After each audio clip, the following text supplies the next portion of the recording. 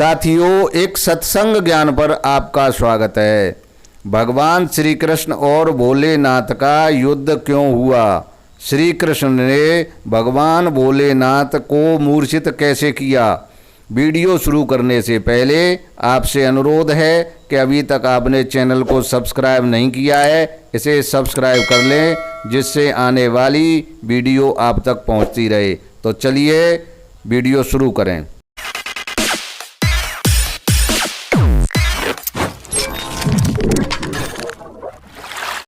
राजा बलि का पुत्र बाणासुर विलक्षण प्रतिभा का धनी था। उसने घोर तपस्या कर भगवान शंकर को प्रसन्न कर लिया। अपने इष्टदेव भगवान शिव से उसने 2 वरदान मांगे। पहला, उसकी 1000 विशाल भुजाएं हो जाएं, तथा दूसरा, भगवान शिव उसके यहाँ पहरेदार रूप में हमेशा रहें। भगवान शिव ने बाणासुर को प्रसन्न होकर दोनों वरदान दिए।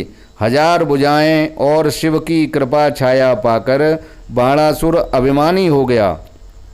त्रिलोक में वह अत्याचार करने लगा।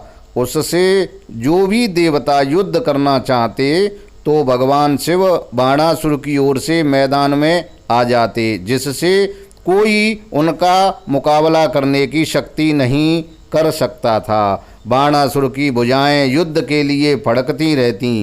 एक दिन बाणासुर ने भगवान शिव से कहा, मेरी युद्ध करने की तीव्र इच्छा है, आप मेरी यह इच्छा पूरी कर सकते हैं। भोलेनाथ ने कहा, पुत्र बाणासुर, मैंने तुम्हें अभय दान दिया है, मैं तुम्हारी रक्षा करता हूँ, तुमसे युद्ध कैसे कर सकूँगा? मैं अपने वरदान के कारण विवश हूँ, लेकिन तुम्हारी युद्ध की अभिलाषा शीघ्र पूरी होगी, बस कुछ दिन धैर्य रखो। बाणासुर की पुत्री उषा ने स्वप्न में एक राजकुमार को देखा और मन ही मन उससे विवाह कर लिया। राजकुमारी उषा की सखी चित्रलेखा ने उस राजकुमार को अपनी विद्या से उषा के महल में पहुंचा दिया। वह श्री कृष्ण के पुत्र प्रद्युम्न का बेटा अनिरुद्ध था। एक दिन बाणासुर ने अपनी पुत्री उषा के महल में राजकुमार को देखा तो उसे पकड़कर मारना चाहा। तब अनिरुद्ध और बाणासुर में घोर युद्ध हुआ। अंत में बाणासुर ने अनिरुद्ध को बंदी बना लिया। इधर अनिरुद्ध के गायब होने की सूचना समस्त यदुवंशियों में फैल गई। तब नारद ने आकर बलराम जी को बताया कि शोणितपुर राज्य में अनिरुद्ध बाणासुर की कैद में है।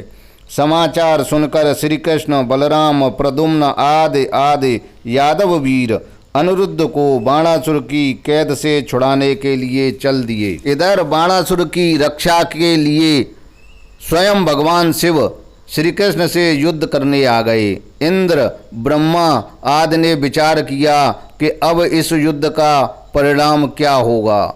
दोनों ओर से भीषण युद्ध होने लगा। कोई हार मानने को तैयार नहीं था। तब श्री कृष्ण ने मोहनास्त्र छोड़ा, जिससे भगवान शंकर मोहित हो गए और मूर्छित होकर युद्ध से हट गए और उन्होंने श्री कृष्ण को आगे जाने का रास्ता दे दिया। भगवान शंकर के युद्ध से हटते ही श्री कृष्ण महाराज ने अपना सुदर्शन चक्र बाणासुर पर छोड़ दिया। सुदर्शन ने बाणासुर की 1000 भुजाओं को पल भर में काट दिया। केवल 2 भुजाएं ही शेष बच गईं। तब भगवान शंकर ने श्री कृष्ण से प्रार्थना की कि हे प्रभु, बाणासुर को मैंने अभय दान दिया है, इसे जीवित छोड़ दें। बाणासुर श्री कृष्ण की शक्ति और सामर्थ्य को अब जान चुका था। उसका अभिमान भी नष्ट हो चुका था। बाणासुर ने भगवान शिव के कहने पर उषा का विवाह अनिरुद्ध के साथ कर दिया। भगवान शिव और भगवान श्री कृष्ण दोनों एक दूसरे का अभिवादन करते हुए अपने अपने स्थान को चले गए। साथियों, आपको इस कहानी से क्या शिक्षा मिली? कमेंट्स में बताएं कि यह सब क्या श्री कृष्ण की लीला थी।